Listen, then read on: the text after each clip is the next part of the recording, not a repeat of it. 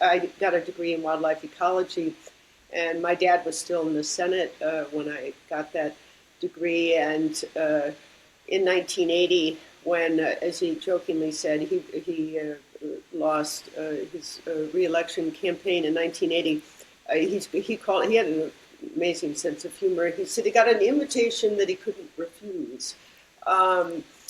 Meaning to leave the Senate. He was he he could really he was a funny guy.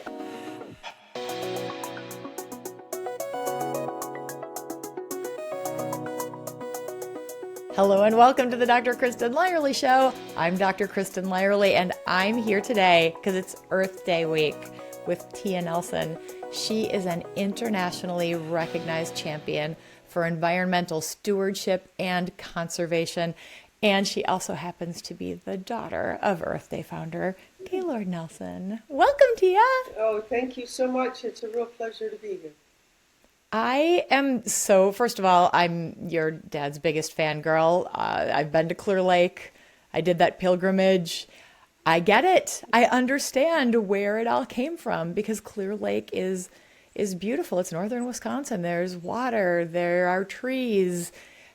Yes, but for you, this is the 56th Earth Day. You have grown up with Earth Day from the very beginning. What does this feel like for you?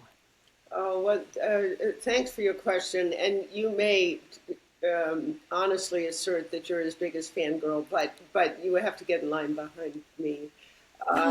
He was such a great dad, and it's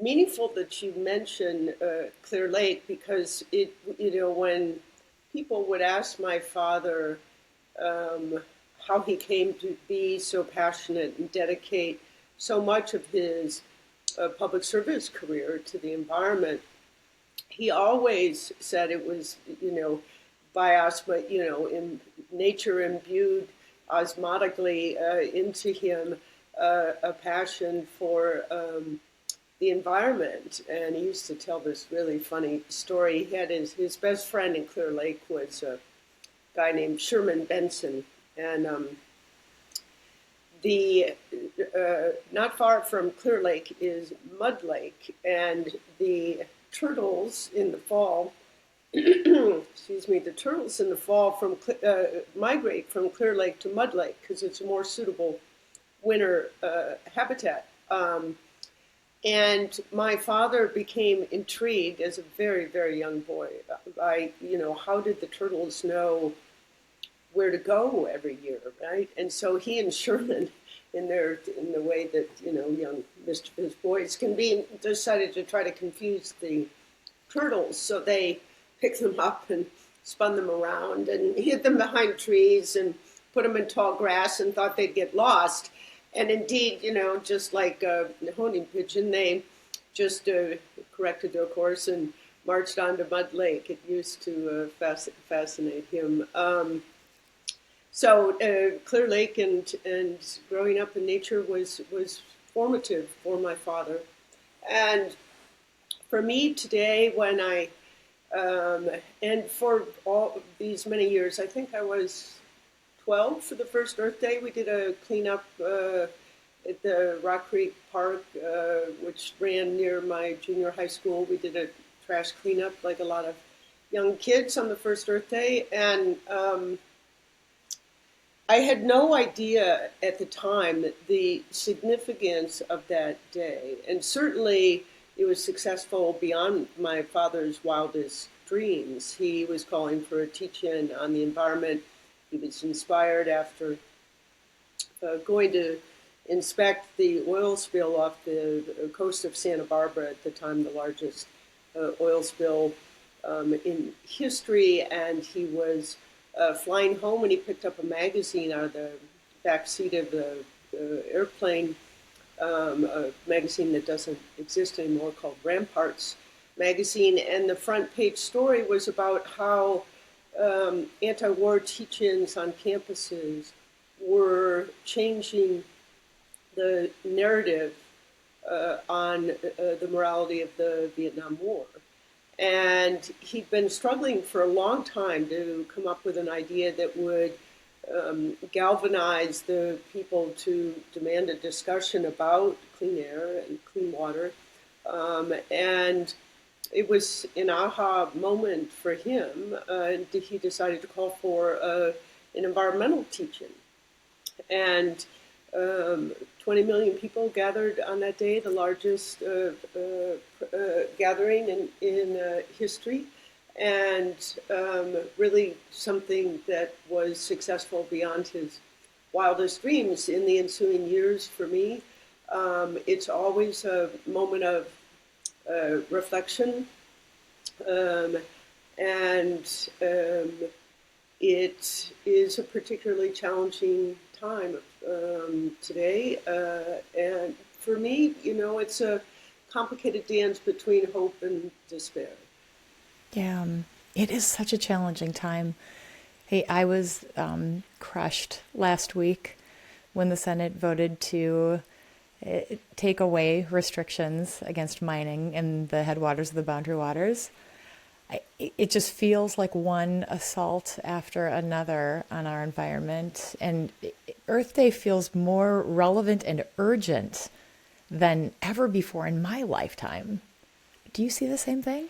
I do, and the thing that it puzzles me in certain ways, though I have some thoughts about why the environment has become a divisive issue. Keep in mind, in 1970, the Senate adjourned. All members of Congress went back to their districts and did something. More environmental laws were passed in the decade that followed than any other time in history. A Republican president created the Environmental Protection Agency, Richard Nixon. He also signed into law the National Environmental Policy Act, which is relevant to the boundary waters issue. This was a law designed to ensure there was a science-based assessment of the impacts of development on the environment. And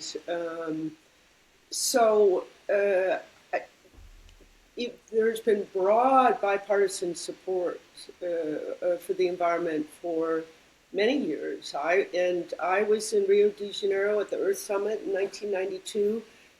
George Herbert Walker Bush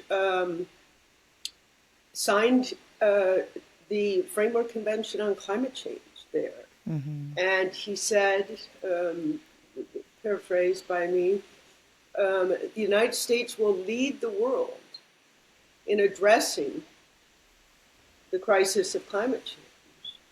And so how have we gone from a place of bipartisan support for clean air and clean water, something that everyone needs regardless of their political beliefs or any other belief construct. And I have some theories about it. One in particular, which I've thought a lot about after a conversation with a Republican friend of mine, I think that the Supreme Court decision, Citizens United, had a particularly pernicious effect on the making of sound public policy, because suddenly you're in a situation in which unlimited amounts of money can come from unidentified people to influence the outcome of elections. And it happens across the board. But we certainly are face extraordinary challenges. And the irony is the public supports clean air and clean water, supports our public lands and the protection of these special places.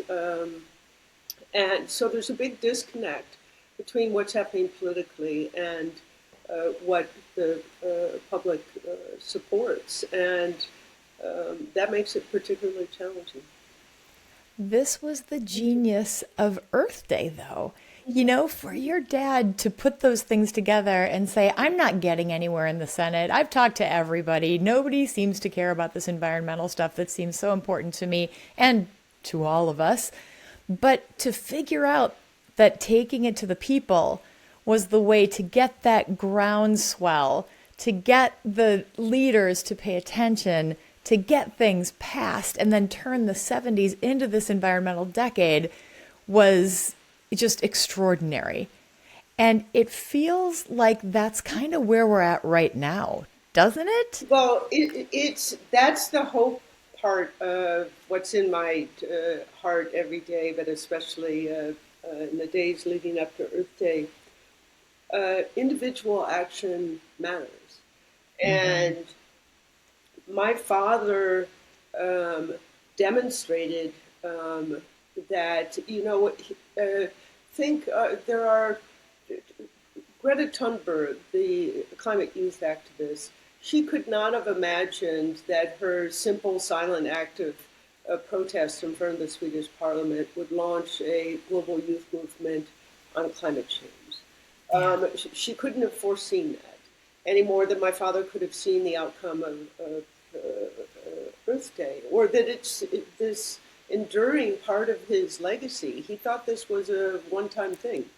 Uh-huh. Um, or you think of someone, Rosa Parks, whose refusal to move to the back of the bus in 1964, I think it was. The Civil Rights Act was adopted in 1964.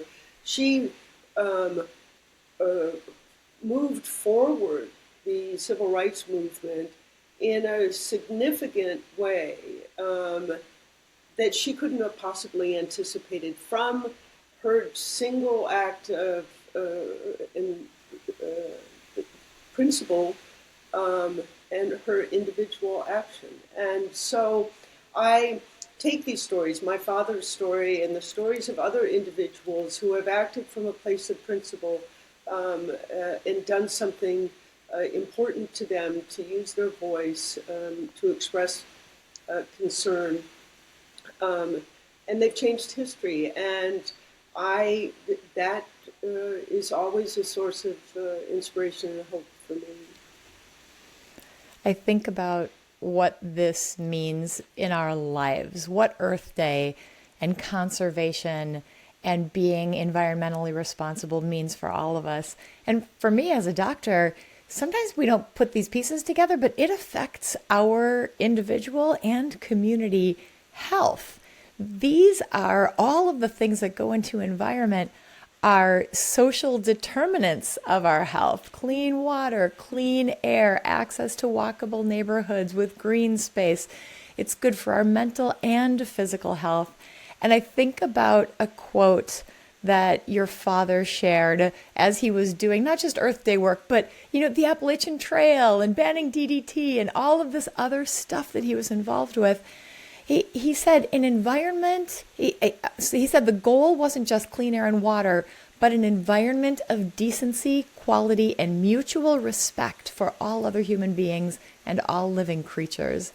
And that reflects to me just such a holistic view of why this isn't tree huggers or just one isolated thing, but how knit together it all is and has such a huge impact on our health, our lives, our economy, really all of it, Tia. Yes, I love that quote that you evoked of my father's.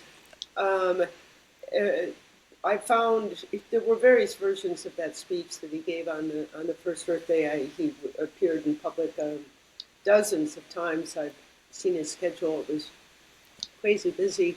But in one of the versions, he goes on after the quote that you used to say that um, uh, ecology is a big science, not a narrow science. It goes on to reference public housing unworthy of its name and the poor in Appalachia. He painted a really broad view of what it meant to have a clean environment. and it includes people and our quality of life writ large across the country. My personal view is the environmental community did not respond initially to the more holistic framing of his message on the first Earth Day. It took some time before we talked about urban environments and health outcomes in poorer communities as a part of the concept of protecting nature. And I've worked for a long time on climate change education. I used to get in debates with friends who were very focused on talking about the science, and my concern at the time was we were talking about the science in a way that was not easily understandable by someone who's not immersed in the issue day to day. And we use our own language and our own acronyms, and it's not we weren't necessarily the best communicators on some of these issues. And one of the arguments I made, and I think of it because of your service as a doctor, I said, I don't need to teach the mother of a child with asthma climate change science 101. What she needs to understand, what would help her, is understanding that the coal plant down the street is spewing pollution that is causing the asthma attack that is not letting her kid go to school today because they're too sick. And these are broadly impactful issues on quality of life. There was another quote of my father's in which he said, our prosperity, our economic well-being is dependent on our natural resource base. And one of his quotes was, the economy is a wholly owned subsidiary of the environment, not the other way around. And by that, he meant that we cannot economically prosper without productive soils, clean water, and clean air. And so everything we do is dependent on the protection of these things which represent our quality of life. You yourself are incredibly accomplished on many different levels. How do you think growing up in this household has set you on the path to where you are right now? And how much of that was deliberate? You thinking, this is what I love to do. Nature versus nurture, Tia. Yeah. How'd you get here? Yeah, I get that question a lot. By now I should have a tidy answer. I can tell you that I spent a lot of time in nature with my parents and my friends. I was naturally attracted to that. I loved animals, so I thought I wanted to be a veterinarian when I grew up. But then I came to find out that that's requires you. You have to be a doctor, and that seemed too daunting for me. I have pretty severe dyslexia, so academia is always hard for me. I struggled in school. It was a miserable place for me to be. I was undiagnosed and couldn't figure out why things that were easy for others were so hard for me in a classroom setting. So I abandoned my idea of becoming a doctor of animals, and I got a degree in wildlife ecology. And my dad was still in the Senate when I got that degree. And in 1980, when, as he jokingly said, he lost his re-election campaign in 1980, he had an amazing sense of humor. He said he got an invitation that he couldn't refuse. Meaning to leave the Senate. He He could really, he was a funny guy.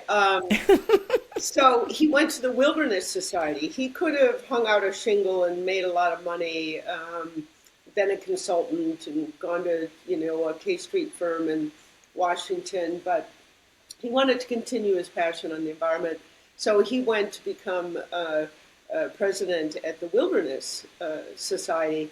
And so I jokingly accused him of following in my footsteps because by then I had a wildlife ecology degree and I was pursuing my environmental career. I worked in the field a little bit for the Department of Natural Resources. I worked up in Bayfield and the Apostle Islands as a fisheries technician. That's for me one of the, that's the just one of the most magical places in the world for me, and is National Lakeshore. And the Republican President George W. Bush created the Gaylord Nelson Wilderness Area. The only wilderness area created under the Bush II administration is named after my father, and it's 19 of the 21 Apostle Islands. I go there every summer solstice, which happens to be my birthday as well. But anyway, I served as a fisheries technician for the DNR, so I was a field ecologist collecting data on fish so we could properly manage the fish population there, and ended up in California doing some of that work as well.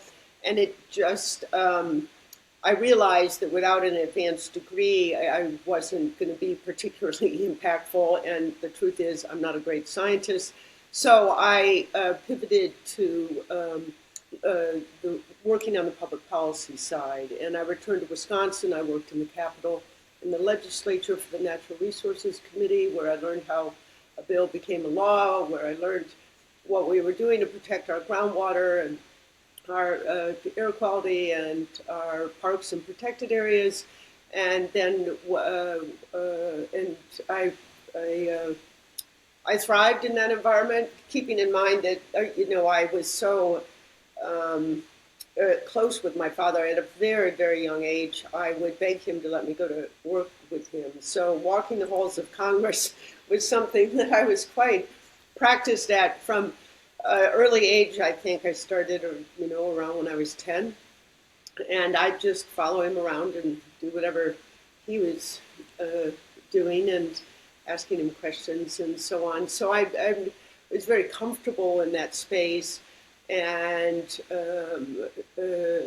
I left my work in state government in Wisconsin to work in policy, environmental policy, for the Nature Conservancy, and eventually became the director of their climate change program and traveled the world working on the intersection of the issue of land protection and climate change. And they're critically linked, less talked about than the renewable energy side, but equally important. So I, it just happened. I guess I gave you the long answer. If anybody followed the thread, congratulations. The short answer is it was just my path. I don't recall ever, there was no pivotal moment in my life. No, it's the way my life unfolded, which I think is true for a lot of us. It's a journey, not a destination. Yeah, it's a journey, not a destination. You bet. And I do believe you are about to get your doctoral degree. The UW-Madison is going to give you an honorary doctorate. Talk about that. Well, once I got over the shock, well, I'll tell you what I put on my LinkedIn post, which will be the basis of my remarks. It's such a distinguished honor, and I was shocked. I had no idea that was going to happen, and of course I feel a great sense of honor. There's moments in which I feel candidly, there are moments when I feel unworthy, but what I put in my LinkedIn post was the following: that I asked my father once why he was receiving an award, and he responded to me, "Never question the judgment of the awards committee when you're the recipient." So that's where I start. Um, I then went, go on to applaud those who got their doctorate degree the hard way, like you, like you and so many others.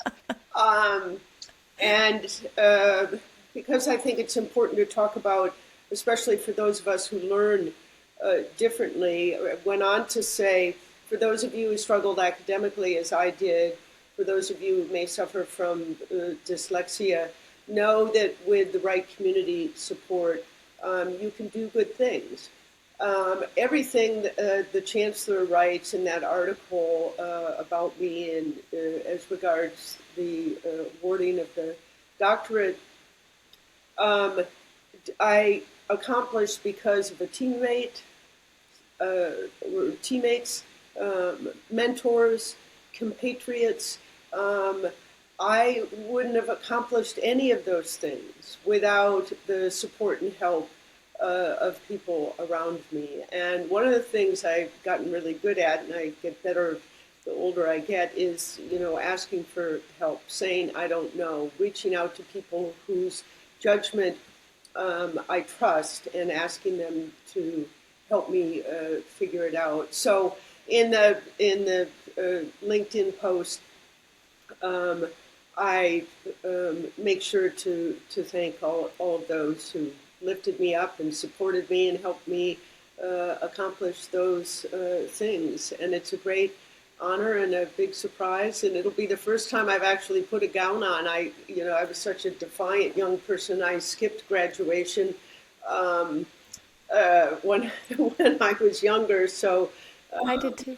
yeah, did you? Yeah. It just didn't mean anything to me. The ceremonial I thing was know. like, I oh, don't I got let. my degree. Yeah. The chancellor's office, asked me who I want there, and I'm like, these are my friends. I don't want to make them suffer for hours through pomp and circumstance. I probably shouldn't say that, but my partner will join me. Oh, the other thing is, I flunked in college. I flunked first year chemistry, and that was a 5-credit F. So it dramatically impacted my ability to graduate from college. I had enough credits, but my grade point was so low, I had to continue until I got my grade point up. Well, my chemistry professor, Dr. Bassam Shakashiri, a renowned scientist and one of the best teachers I've ever known, and a man who brings such passion to the teaching of science to young people. He is my guest. He will be sitting with my partner, and I'm going to recognize him and tell everyone, reassure them that you can flunk college chemistry and go on to do good things in life. So Bassam will be my foil. My partner will be there. And another friend of mine volunteered, and I said, okay, if you want to sit through that, I would love to have you there. Oh, it's going to be such a celebration. Yeah. And I am not at all surprised that you are connected with Dr. Shakashiri. And anybody who watches Wisconsin Public Television or has been paying attention for the past few decades, this is a guy who makes science fun. He takes complicated scientific information and turns it into something that we want to pay attention to and we understand. And you've been doing that in the climate space, and I do it in the medical space because we know that these things can't live in their bubbles. Yeah. We have to get this information out to the general public. We're back to grassroots. We're back to regular people and bringing everybody together because this really is, it continues to be a giant movement that touches every part of our lives. Yeah, indeed. Yeah. So what do you want somebody who's never thought about conservation? There are plenty of people out there who are just living their lives. They're not thinking about it. But I think now people are starting to get a sense that, weather has changed. We had a blizzard up here a few weeks ago. Then we had an ice storm. Now we've got flooding, tornadoes. It's been crazy. People are feeling it in a way they haven't before. What do you want people to feel about conservation? People who haven't been thinking and feeling it. I want everyone to know there's something they can do, that individual action matters. And whether you're planting a little pollinator garden in your backyard, or composting your food waste, or writing your elected officials, being sure that you're informed on the environmental positions of those running for office, and be sure you're using your voice by voting. Um, Joining community organizations. There's a fabulous land trust movement in Wisconsin. There's a land trust in every community across this state, from small to large. You can volunteer with the land trust. What you can do something, and the important thing is we all do something, that we talk about it and that we engage in a way that's meaningful to us. And that can look differently for you and me than from our neighbors. But everyone deserves the right to breathe clean air and to drink clean water. We all have to engage in a way that's meaningful to us, to keep these issues in the forefront. And demand of our elected officials that they lead with sound science, informing sound public policy, to protect every citizen's right to a clean environment, because it is all of our rights, and we all have a chance, an opportunity, and I would argue an obligation to do something. Every single one of us Yeah. can do something that is meaningful to us. Yeah. And that is such a I, perfect message. here's a fact that I like to share that surprised me as I was doing some of my climate work. If in the world of climate change, we think a lot about greenhouse gas emissions from the industrial sector, oil and gas, coal. We often don't recognize that land use plays a significant role in that.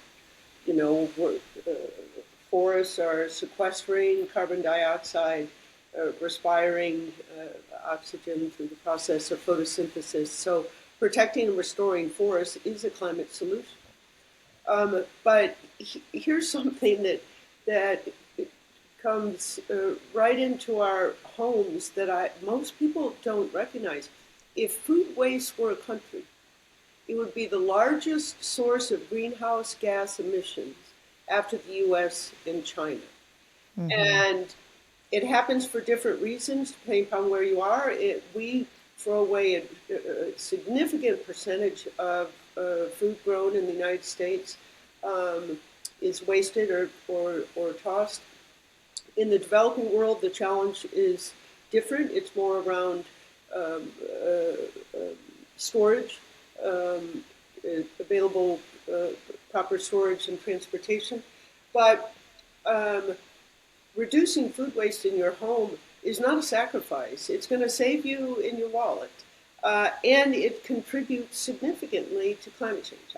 I have a vegetable garden, which that's a happy place for me to grow my own food, even if it's a lot of investment of time, but it brings me great joy and keeps me close to the earth. So I compost my food waste, but as conscientious as I am about that issue, knowing what I know, I'm still challenged to sort of manage the food in my fridge. But I'm wasting, when I'm creating food waste, I'm also wasting money, and I'm also contributing to climate change. So that's just such an easy, no-brainer. Everybody can do it. Reduce your food waste.